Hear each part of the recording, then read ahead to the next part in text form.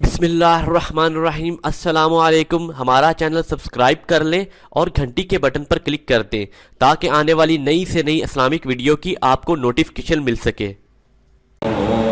ونستعينه ونستغفره ونعوذ بالله من شرور أنفسنا ومن سيئات أعمالنا من يهده الله فلا مضل له ومن يضلل فلا هادي له ونشهد أن لا إله إلا الله وحده لا شريك له ونشهد أن محمدا عبده ورسوله اللهم صل على محمد وعلى آل محمد كما صليت على إبراهيم وعلى آل إبراهيم إنك حميد مجيد اللهم بارك على محمد وعلى آل محمد كما باركت على إبراهيم وعلى آل إبراهيم إنك حميد مجيد أما بعد فإن خير الحديث كتاب الله وخير الهدي هدي محمد صلى الله عليه وسلم وشر الأمور محدثاتها وكل محدثة بدعة وكل بدعة ضلالة الضلالة في النار أعوذ بالله السميع العليم من الشيطان الرجيم من همزه ونفخه ونفسه بسم الله الرحمن الرحيم حاميم والكتاب المبين إنا أنزلناه في ليلة مباركة إنا كنا منذرين فيها يفرق كل أمر حكيم أمرا من عندنا إنا كنا مرسلين۔ حمد و ثنا کے بعد میرے محترم بھائیوں، یہ سورہ دخان ہے جس کا ابتدائی حصہ میں نے آپ کے سامنے پڑھا ہے۔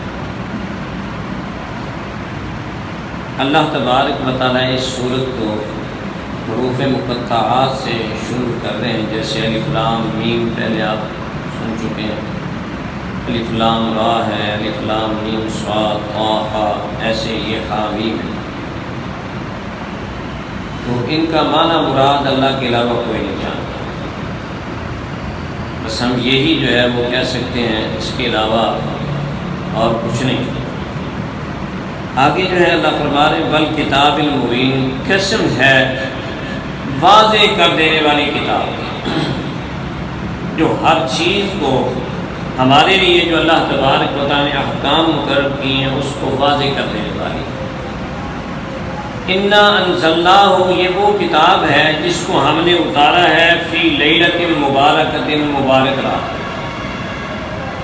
انا کنا منذرین، بے شک ہم ڈرانے والے ہیں۔ کس چیز سے ڈرانے والے ہیں؟ اللہ کے عذابوں سے، قیامت سے، حساب کتاب سے، نشر سے، قبر سے۔ فیہا یفرق کل امر حکیم، اس رات میں ہر پختہ کام جو ہے اس کو علیحدہ کیا جاتا ہے۔ امر من عندنا، جو ہماری طرف سے وہ امر ہوتا ہے، حکم ہوتا ہے۔ انا کنا مرسلین، بے شک ہم جو ہے وہ بھیجنے والے ہیں۔ رحمت من ربک، پیغمبر صلی اللہ علیہ وسلم یہ تیرے رب کی طرف سے رحمت ہے۔ انہ هو السمیع العلیم، بے شک وہ خوب سننے والا ہے، جاننے والا ہے۔ رب السماوات والارض وما بینہما، وہ آسمانوں کا رب ہے اور زمین کا رب ہے اور جو کچھ ان دونوں کے درمیان ہے۔ ان کنتم موقنین، اگر تمہیں یقین آ جائے۔ لا الہ الا هو یحیی و یمیت ربکم ورب آبائکم الاولین، اس کے علاوہ کوئی عبادت کے لائق نہیں، وہ زندہ بھی کرتا ہے اور موت بھی وہی دیتا ہے۔ ربکم ورب آبائکم الاولین، تمہارا بھی رب ہے اور تم سے پہلے جو لوگ گزر چکے ہیں سب کا وہی رب ہے۔ میرے محترم بھائیوں، اس میں اللہ تبارک و تعالیٰ نے اپنی ذات کا بھی تعارف کروایا ہے نازل ہونے والی کتاب جو ہے اس کا بھی تعارف کروایا ہے، اور جس رات میں یہ کتاب نازل اللہ نے فرمائی ہے اس کا بھی تعارف کروایا ہے۔ اور آج اسی پر جو ہے انشاءاللہ ہم بات کریں گے کہ یہ رات کون سی رات ہے۔ اس صورت میں اللہ تبارک و تعالیٰ نے صرف یہ بات واضح فرمائی ہے کہ ہم نے اس قرآن مجید کو مبارک رات میں نازل فرمایا، یہ نہیں بتایا کہ یہ مبارک رات جو ہے کس مہینے میں ہے اور کون سی رات ہے۔ القرآن یفسر بعضها بعضا، قرآن مجید کا ایک حصہ دوسرے حصے کی تفسیر کرتا ہے، یہ بالکل بات واضح ہے۔ کئی جگہ اللہ تبارک و تعالیٰ نے ایک واقعہ جو ہے وہ بیان کیا ہے، ایک جگہ مجمل بیان کر دیا، دوسری جگہ مفسر بیان کر دیا، ایک جگہ حکم مجمل بیان کر دیا، دوسری جگہ مفسر بیان کر دیا۔ ایسے ہی اللہ تبارک و تعالیٰ نے یہاں جو ہے یہ اجمالی طور پہ بیان فرما دیا ہے، اور اس کی تفسیر جو ہے دوسرے مقام پہ اللہ نے واضح کر دی۔ اب اس رات سے مراد بعض لوگ جو ہیں وہ یہ لیتے ہیں کہ یہ لیلۃ النصف من شعبان، شعبان کی 15ویں رات ہے۔ پچھلے جو یہ بات ہوئی تھی کہ انشاءاللہ کچھ بات کریں گے، تو شعبان کے انشاءاللہ پچھلے کچھ فضائل جو ہیں میں نے بیان کیے تھے، اس کی وضاحت بھی انشاءاللہ ہوگی، اور اس رات کے بارے میں بھی انشاءاللہ ہم کوشش کریں گے قرآن و حدیث کے مطابق یہ وضاحت ہو جائے۔ پہلی بات تو یہ ہے کہ یہ شعبان کا مہینہ جو ہے یہ بھی بابرکت مہینہ ہے۔ یہ بابرکت کیوں بنا ہے؟ پیارے پیغمبر حضرت محمد رسول اللہ صلی اللہ علیہ وسلم نے اس کو بابرکت سمجھا۔ 4 مہینے حرمت والے ہیں، حرمت والے، عزت والے، وہ ہیں شروع سے لے کر اللہ نے بڑھائے، ذیقعدہ، ذوالحج، محرم اور رجب، یہ 4 مہینے حرمت والے۔ ہر قوم میں، ہر امت میں یہ حرمت والے تھے، اور ان کی تعظیم کی جاتی تھی، مشرکین مکہ بھی کرتے تھے۔ یہ رجب کا مہینہ جو ہے یہ گزرنے کے بعد شعبان آتا ہے۔ حضرت اسامہ بن زید رضی اللہ تعالیٰ پوچھتے ہیں اللہ کے رسول صلی اللہ علیہ وسلم، میں نے آپ کو نہیں دیکھا کہ آپ اس قدر جو ہے روزے رکھتے ہو جس قدر شعبان میں روزے رکھتے ہیں، اس کی کیا وجہ ہے؟ تو پیارے پیغمبر صلی اللہ علیہ وسلم نے فرمایا ذاک شہر، یہ وہ مہینہ ہے یغفل فیہ الناس، اس میں لوگ جو ہے وہ غافل ہوتے ہیں عبادت کرنے سے۔ اور یہ 2 مہینوں کے درمیان ہے رجب اور رمضان المبارک۔ رجب کا مہینہ بھی حرمت والا وہ سمجھتے تھے، اور رمضان المبارک جو ہے یہ بھی حرمت اور عزت والا، برکتوں والا مہینہ ہے۔ درمیان میں اس مہینے میں لوگ غافل ہوتے ہیں، اس وجہ سے اس مہینے میں میں زیادہ روزے رکھتا ہوں۔ یہ پیارے پیغمبر صلی اللہ علیہ وسلم نے وضاحت فرمائی۔ اللہ اکبر۔ اور شعبان میں مشرکین مکہ جو ہے وہ ایسے کرتے تھے کہ یار رجب کا مہینہ جو ہے وہ تو ہم نے گھر بیٹھ کر گزارا ہے، ہم نے لوٹ مار جو ہے وہ نہیں کی، کیونکہ وہ عزت والا مہینہ تھا، حرمت والا مہینہ تھا، اب اس مہینے میں لوٹ مار کے لیے نکل جاتے ہیں۔ تو اس کو وہ سمجھتے تھے کہ اس مہینے میں ہم جو بھی خرابیاں کریں کوئی حرج نہیں۔ تو پیارے پیغمبر صلی اللہ علیہ وسلم نے یہ ذہنوں سے محو کرنے کے لیے کہ اس مہینے میں یہ نہیں ہے کہ آپ آزاد ہو گئے ہیں اور اللہ کی نافرمانیوں پر نہیں، اس میں بھی اللہ کی فرما برداری کرنی ہے۔ اسی وجہ سے علماء کرام اس کا نام لکھتے ہوئے شعبان المعظم لکھتے ہیں، معظم اس کے ساتھ جو ہے وہ لکھا جاتا ہے عظمتوں والا۔ اور پیارے پیغمبر صلی اللہ علیہ وسلم اس مہینے میں کثرت سے روزے رکھا کرتے تھے۔ اس کی سب سے بڑی فضیلت جو ہے وہ یہی ہے کہ آپ صلی اللہ علیہ وسلم کثرت سے روزے رکھا کرتے تھے۔ حضرت عائشہ صدیقہ رضی اللہ تعالیٰ عنہ بیان کرتی ہیں کان رسول اللہ صلی اللہ علیہ وسلم یصوم حتی نقول لا یفطر، آپ صلی اللہ علیہ وسلم روزے رکھتے رکھتے اتنی کثرت سے رکھتے تھے، عام دنوں میں بھی ہم کہتے تھے کہ شاید افطار ہی نہیں کریں گے، وَيُفْطِرُ، پھر افطار کرنے لگ جاتے تھے، حتیٰ نقول لا یصوم، حتیٰ کہ ہم کہتے تھے کہ اب روزہ نہیں رکھیں گے۔ یعنی آپ کا معمول ایک تو یہ تھا نا کہ ہر مہینے میں 3 روزے رکھنا۔ ایک اس کے علاوہ یہ تھا کہ بعض مہینوں میں آپ کثرت سے روزے رکھتے تھے، مثال کے طور پر 10-15 بھی رکھ لیے اکٹھے، تو ہم سمجھتے تھے کہ آپ شاید مسلسل رکھتے ہی جائیں گے، پھر آپ چھوڑ دیتے تھے 5-7 دن تک، ہم چھوڑ بھی دیتے تھے۔ لیکن بیمار آئی تو اور میں نے نہیں دیکھا آپ صلی اللہ علیہ وسلم کو استکمل صیام رمضان، استکمل صیام شہر الا رمضان، میں نے نہیں دیکھا کہ آپ نے رمضان کے علاوہ کسی مہینے کے مکمل روزے رکھے۔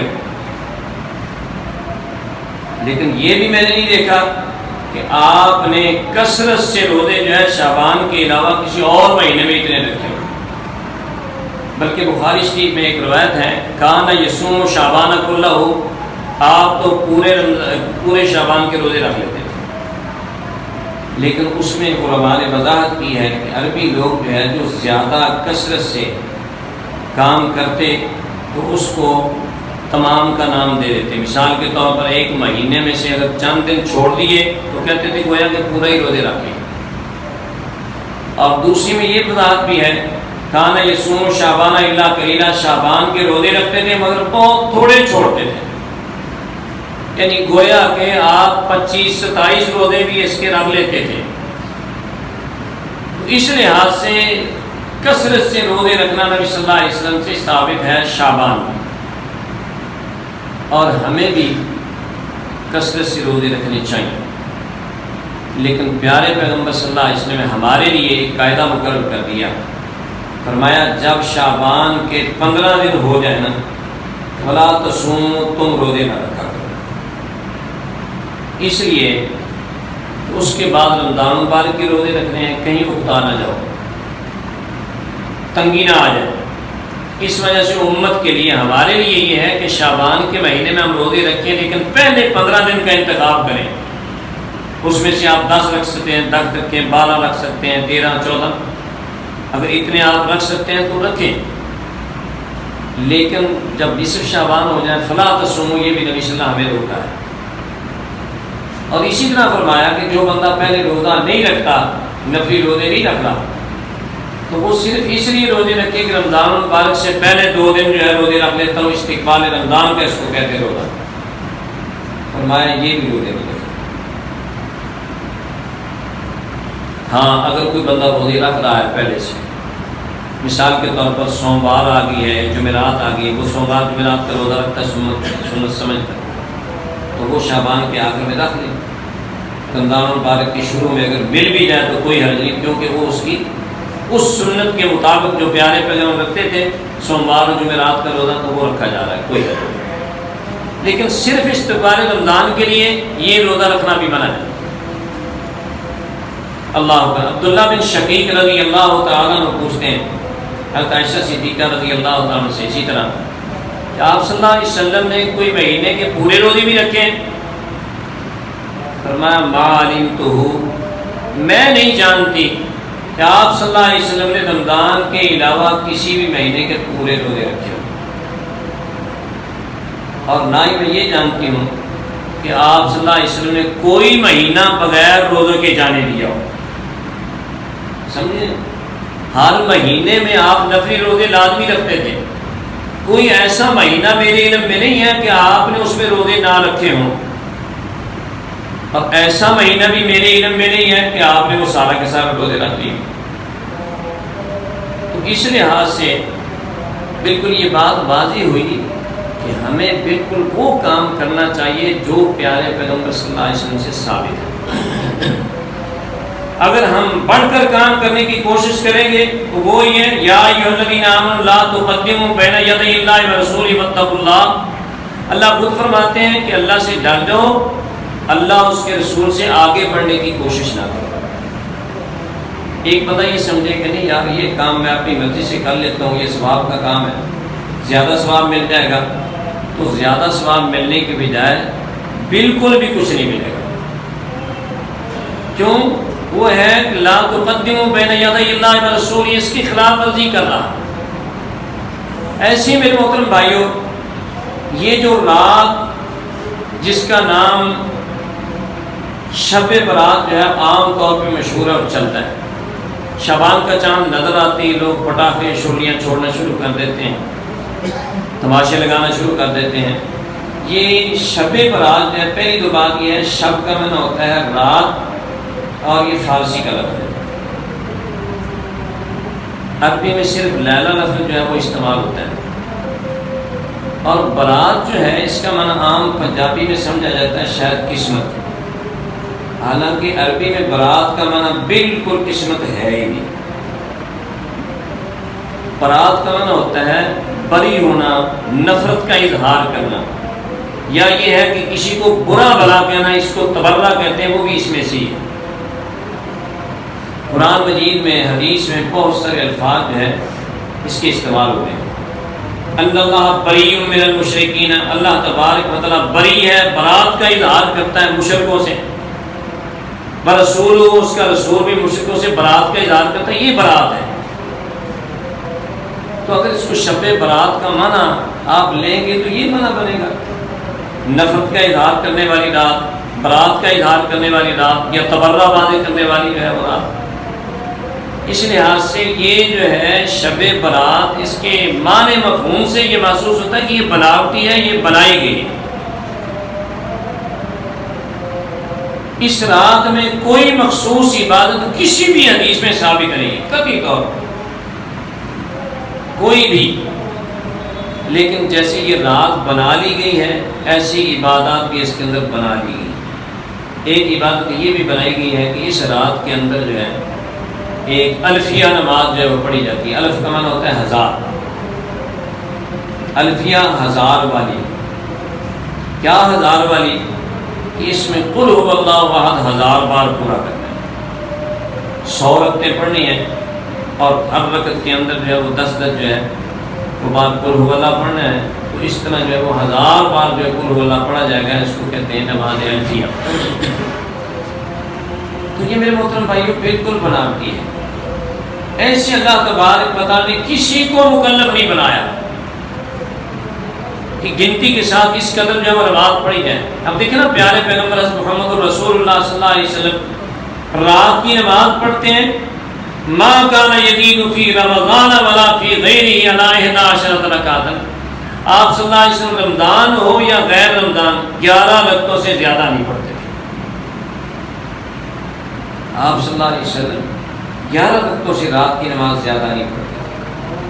اب جب یہ وضاحت ہوگی، بخاری شریف میں یہ بات موجود ہے، حضرت عائشہ صدیقہ رضی اللہ عنہ بیان کرتی ہیں کہ 11 سے زیادہ نہیں پڑھے۔ اگر یہ الفیہ نماز ہوتی تو خود رسول اللہ صلی اللہ علیہ وسلم نہ پڑھتے، اپنی امت کو تلقین کر دیتے۔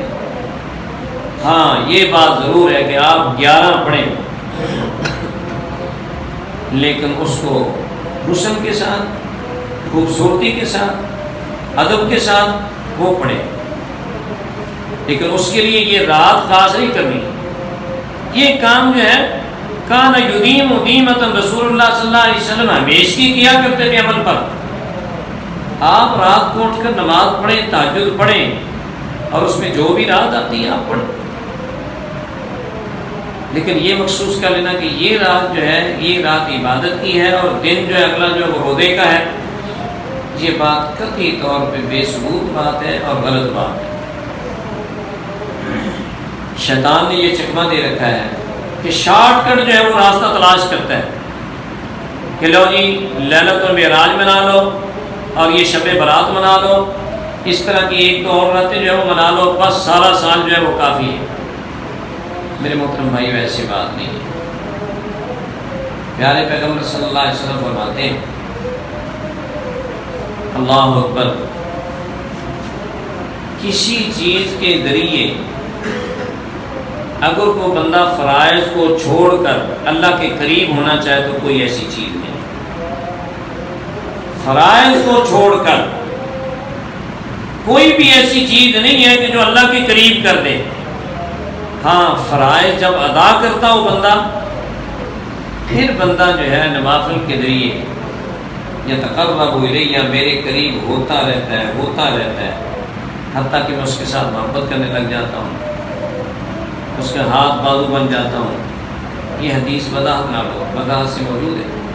لیکن میرے محترم بھائی، پہلے فرمایا کہ جو بندہ فرائض جو ہے وہ ادا کرتا ہے، اب ایک بندہ فرائض کا تارک ہے، شب برات کو جو ہے وہ نوافل پڑھتا رہے، 100 رکعتیں بھی پڑھے، 200 بھی پڑھ لے، اس کا ہرگز کوئی فائدہ نہیں۔ یہ میں نہیں کہہ رہا، یہ پیارے پیغمبر حضرت محمد رسول اللہ صلی اللہ علیہ وسلم فرما رہے ہیں، من ترک الصلاۃ متعمدا فقد کفر، جس نے جان بوجھ کر ایک نماز ترک کر دی، اس نے تو کفر کیا۔ یہ کفر کی حالت میں نفل پڑھ رہا ہے، اور نبی صلی اللہ علیہ وسلم نے فرمایا اس نے تو کفر کیا ہے۔ اب ایک بندہ جو سرے سے نماز کے قریب ہی نہیں جاتا، وہ تو کافر ہے، اس کا عقیدہ ہی نہیں ہے کہ نماز جو ہے وہ لازمی پڑھنا ہے، ضروری ہے، اور وہ نوافل ادا کرنا ہے۔ ایسے کو نوافل کی کوئی ضرورت نہیں۔ ہاں فرائض ادا بندہ کرتا ہے تو اس کے ساتھ نوافل جو ہے وہ کام دیتے ہیں، اور وہ بھی جو پیارے پیغمبر صلی اللہ علیہ وسلم جس طرح ادا کیے اس طرح۔ شعبان میں آپ روزے رکھنا چاہیں تو رکھیں روزے، اس طرح جو ہے وہ شعبان سے پہلے روزے رکھنا، یعنی رمضان المبارک سے پہلے شعبان میں روزے رکھنا، اور رمضان المبارک کے بعد روزے رکھنا، یہ نبی صلی اللہ علیہ وسلم کا فرمان ہے۔ فرمایا جو بندہ رمضان المبارک کے روزے رکھ لیتا ہے اور بعد میں 6 روزے رکھ لیتا ہے، گویا کہ اس نے جو ہے وہ پورے سال کے روزے رکھ لیے۔ اب امام ابن رجب ایک بہت بڑے عالم گزرے ہیں، وہ فرماتے ہیں اس میں حکمت یہ ہے کہ جیسے آپ ظہر کی نماز پڑھتے ہیں، 4 سنتیں پڑھ لیتے ہیں پہلے، بعد میں 2 سنتیں پڑھ لیتے ہیں۔ اب فرض تو صرف 4 ہے نا، یہ فرض نماز 4 ہیں ظہر، لیکن اس سے پہلے نبی صلی اللہ علیہ وسلم خود جو ہے وہ نفل ادا کرتے تھے، جس کو ہم سنتیں کہتے ہیں، اور بعد میں بھی آپ سنتیں ادا کرتے تھے۔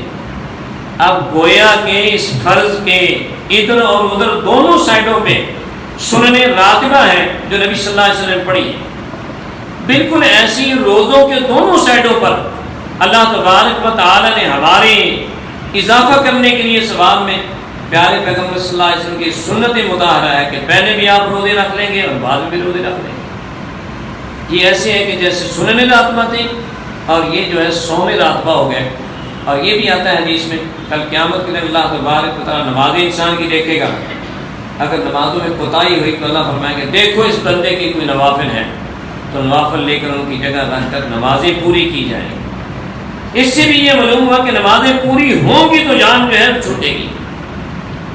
پہلے حساب نماز کا لیا جائے گا، اگر نمازیں اس طرح بھی پوری ہوتی ہیں تو اللہ مہربانی فرما کر وہ نوافل جو ہے وہ فرض کے بدلے، اور فرمایا پھر اسی طرح ہر عبادت میں معاملہ ہوگا۔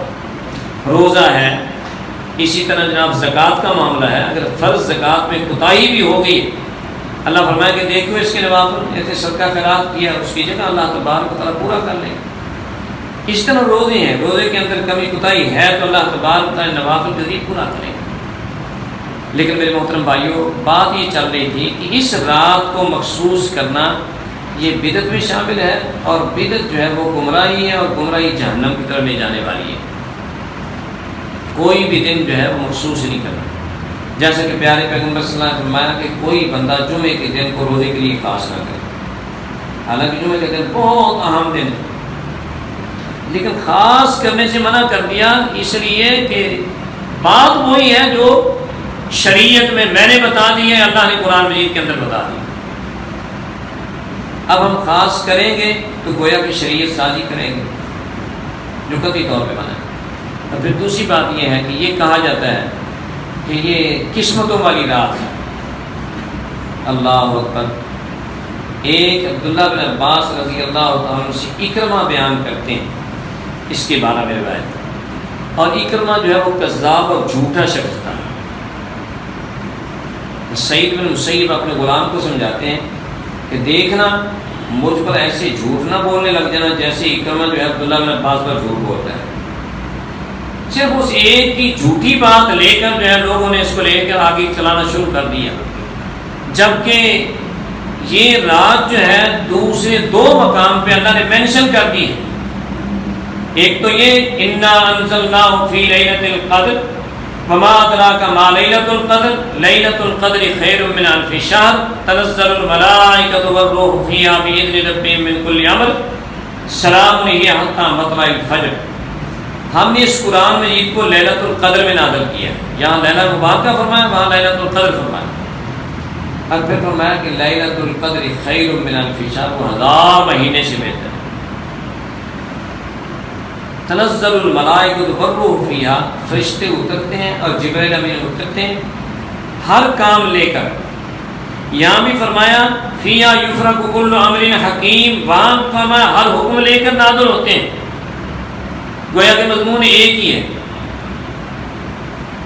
بِإِذْنِ رَبِّهِمْ، اپنے رب کے حکم سے. سلام ہی حتی مطلع الفجر، وہ طلوع فجر تک سراسر سلامتی والی رات. نبی صلی اللہ علیہ وسلم نے واضح فرما دیا کہ تم یہ رات تلاش کرو رمضان المبارک کی آخری عشرے میں. بات بالکل واضح ہوگی حدیث سے کہ یہ لیلۃ القدر جو ہے یہ رمضان المبارک کی آخری عشرے. اور سورہ بقرہ میں اللہ تبارک و تعالیٰ نے یہ وضاحت فرما دی شہر رمضان الذی انزل فیہ القرآن ھدی للناس وبینات من الھدی والفرقان. رمضان مبارک کا وہ مہینہ مبارک ہے جس میں قرآن مجید نازل کیا گیا. ھدی للناس، وہ لوگوں کے لیے ہدایت کا ذریعہ ہے. وبینات من الھدی، اور ہدایت کی اس میں واضح جو ہے وہ نشانی ہے. والفرقان، اور حق اور باطل کے درمیان فرق کر دینے والی کتاب ہے. اس سے یہ بات بالکل روز روشن کی طرح عیاں ہوگی کہ لیلۃ القدر وہ ہے جس کے اندر قرآن مجید نازل ہوا ہے. قرآن مجید ہوا ہے رمضان مبارک میں، یہ وضاحت آ گئی. لیلہ مبارکہ بھی وہی ہے. اللہ اکبر. لیلہ مبارکہ، لیلۃ القدر اور رمضان مبارک کا مہینہ، ان کا خاص جو ہے تعلق اللہ تبارک و تعالیٰ نے بیان فرما دیا.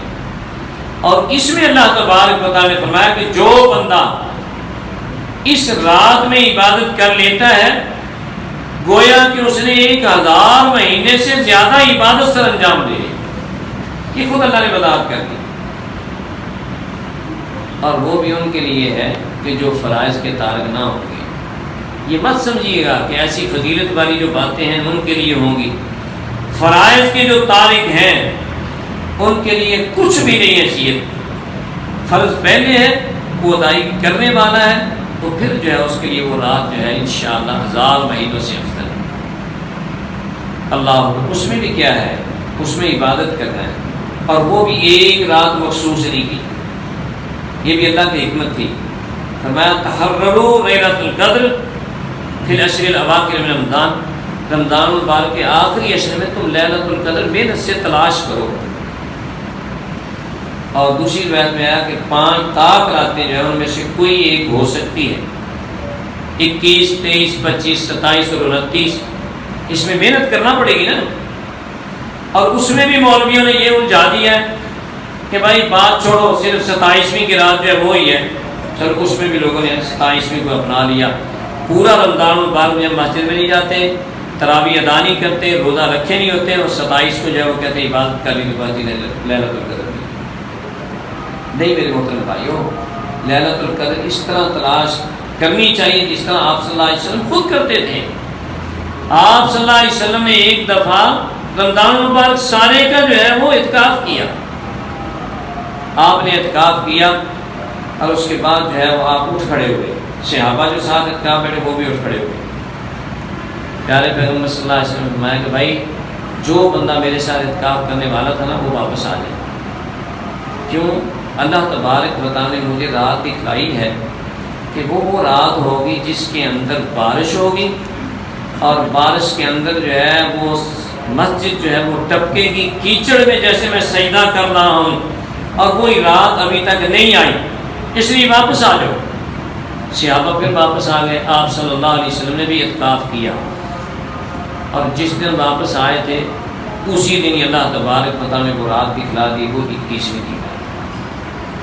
اب 27 پہ جو ہے نا جمع ہوئے ہیں، یعنی وہ 21ویں رات تھی. آپ صلی اللہ علیہ وسلم نے مسجد نبی میں، اس طرح تو مسجدیں نہیں ہوتی تھی. اس مسجد کو بھی ہم سادہ سمجھتے ہیں. اس وقت کیا ہے، کھجور کے پتوں کی چھت ڈالی ہوئی تھی، بارش آتی تھی وہ ٹپکتی تھی. لیکن اس کے لیے بھی کیا ہے، محمد الرسول اللہ صلی اللہ علیہ وسلم کا پیشانی مبارک ہے کیچڑ کے اندر جو ہے وہ سجدہ کر رہی. آپ صلی اللہ علیہ وسلم نے کیچڑ کے اندر سجدہ کیا، پیشانی پہ وہ مٹی لگی جو اللہ تبارک و تعالیٰ نے پہلے دکھائی تھی، تو پتہ چلا کہ ہاں یہ وہ رات ہے. یعنی اس طرح محمد الرسول اللہ صلی اللہ علیہ وسلم.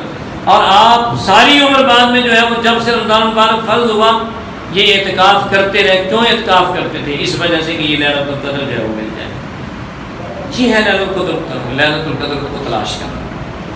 تو میرے محترم بھائیوں، یہ شب برات کو قسمت والی رات سمجھنا یہ بالکل غلط ہے. ہاں، قسمت والی رات، بجٹ والی رات جو ہے وہ لیلۃ القدر ہے. اس کے بارے میں دونوں جگہ وضاحت کی آ گئی ہے کہ اس میں اللہ تبارک و تعالیٰ اپنا حکم جو ہے جو سال بھر کا ہونا ہوتا ہے وہ الگ کرتے ہیں. ایک ہے لوح محفوظ، وہ بڑی تختی ہے جس کے اندر تمام سب کو جو پہلے سے ہونے والا تھا وہ لکھ دیا گیا ہے. پھر ہر سال فیہا یفرق کل امر حکیم، جو سال بھر میں کام ہونے ہوتے ہیں وہ اللہ تبارک و تعالیٰ اس سے الگ کر کے وہ ایک لوح ہے جس کے اندر سال بھر کی چیزیں لکھی جاتی ہیں، اس میں لکھوا جاتی ہیں. یہ ہمارا ایمان ہے کہ یہ قسمت والی رات ہے. اور پھر جب قسمت لکھوانی ہو تو اس وقت اعمال ایسے سر انجام دینے ہیں جو شیطانی کام ہوتے ہیں. اب یہ مساجد میں آپ دیکھیں گے کہ چراغاں ہوتے ہیں، اس میں اسراف، فضول خرچی، اور پھر یہ ہے کہ آتش بازی کا مظاہرہ. اور یہ آتش بازی کیا ہے؟ مجوسیوں کی عبادت ہے. وہ سمجھتے تھے کہ آگ جو ہے ہمارا دیوتا ہے، آگ ہمیشہ میں جلائے رکھتے تھے. اب ہم قسمت لکھوا رہے ہیں. پیارے پیغمبر صلی اللہ علیہ وسلم کی ایک روایت یہ بھی مجھے یاد آ گیا کہ آپ صلی اللہ علیہ وسلم نے فرمایا کہ میں روزے شعبان میں اسی رکھتا ہوں کہ فیہا ترفع الاعمال الی اللہ، اس میں اعمال اللہ کے ہاں اٹھائے جاتے ہیں، پیش کیے جاتے ہیں. اور میں چاہتا ہوں کہ میرے اعمال پیش ہوں تو میں روزوں سے ہوں، یعنی اللہ کے سامنے اعمال پیش ہوں تو میں روزوں سے ہوں. ادھر کیا ہے؟ ہمارے اعمال پیش ہوں تو ہم جو مجوسیوں والا کام کر رہے ہوں، ہم آگ پرستی والا کام کر رہے ہوں. یعنی ایسے کام جو ہے یہ ہم قسمت لکھواتے ہیں.